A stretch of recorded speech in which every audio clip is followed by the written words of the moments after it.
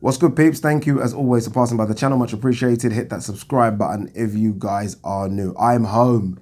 Thank God. Bloody hell. Thank you, God, for getting me home.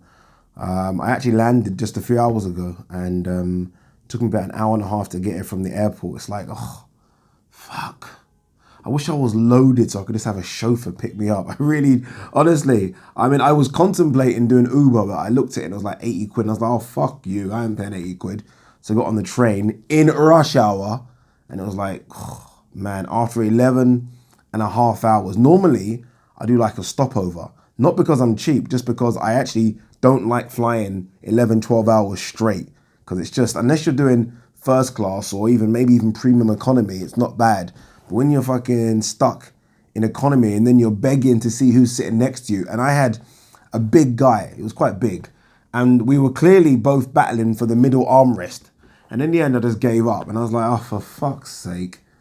And I'm just happy to be home. I need to decide whether or not I stay my ass in South Africa permanently, which is what I was kind of thinking of doing, or continue to do this. And I don't think I can continue to do this up and down shit. It does take a toll on your body. Not that I'm complaining. Look, if any of my directors or producers are watching, I'm not complaining. I'm happy to get the work. But it is a lot. It is a lot. If I'm complaining about this, then it's not too bad, right? I remember there was a time, again, you probably heard the story before, when Islington Council, I used to work for Islington Council, and I used to look at the clock. And I swear to God, I used to look at the clock and it used to say 5 to 5. I turned back 5 minutes later, it said 5 to 5. And I'm like, so I'm not complaining at all about this. It's just that I need to make a decision, and a decision now. Although I am here for the next month, and I say that because you guys know I did talk about doing a boxing show, and I said I don't have enough time. Well, I'm actually here for like 30 days, unless something comes up. I'm sure I can fit something into those 30 days. I can. The only issue really is getting a second camera.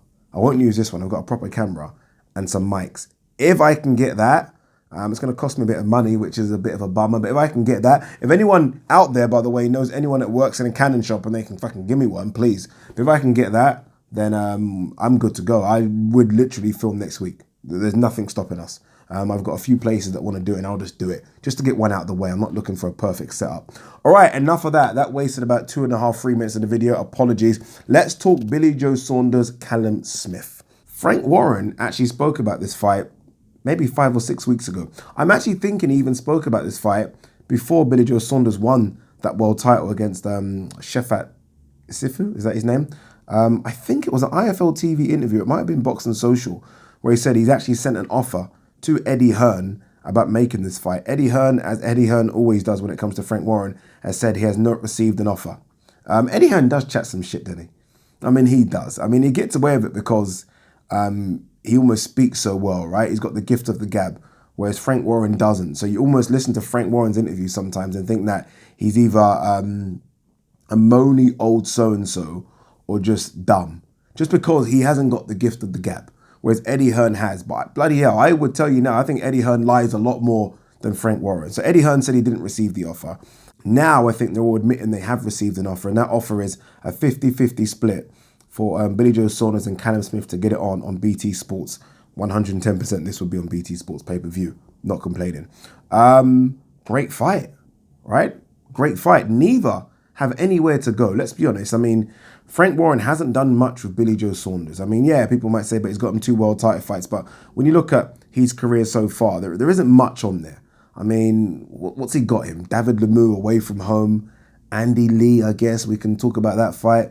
What else is on that list? Chris Eubank Jr. and then a couple of other COD level fights. Not much. He's struggling to get him Golovkin or Canelo, hence why he's gone up to 168.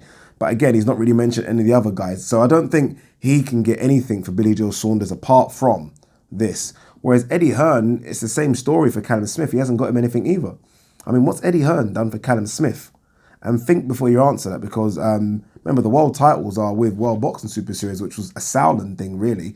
Nothing to do with Matchroom. So he hasn't got him much either. And he's struggling to get him a fight. He's said he will fight Kovalev at 175. He spoke about Canelo and GGG. None of these fights look like they're happening. Let's be honest. None of these. I mean, nothing. His name's not really there. It's only there because Eddie Hearn keeps mentioning it. I don't think any of those fights are going to happen. So I think both of these guys that are struggling to really get the fights they want, I think why not have a British dust-up? There's nothing better for us, and I say us as British fight fans, than a British dust-up. Nothing. We love them. Even at the lower level, it doesn't have to be world elite level. We just love two British guys getting it on. And with this case, we've got two British guys getting it on that are elite level. Both of them are world champions. Both of them are unbeaten. I think both will go into the fight thinking both can win. I've already had a look on Twitter, and some people are saying Billy Joe Saunders outboxes him. Some people are saying Callum Smith is too big and knocks him out. You got the Frank Warren, Eddie Hearn thing. It's a great fucking fight. Plus, there are two world titles in the line.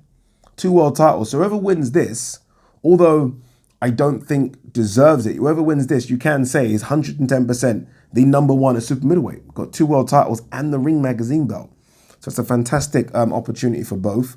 Both aren't draws, so I think 50-50 makes sense. I guess with it being on a BT Sports platform, you could have made an argument, I guess, for 60-40 in Billy Joe Saunders' favour, but we as fans shouldn't really care about that shit. We should just care that this fight looks like it could happen. Callum Smith has come out and said, look, Billy Joe Saunders has a world title, and he wants that. Billy Joe Saunders is very, very confident he can beat Callum Smith.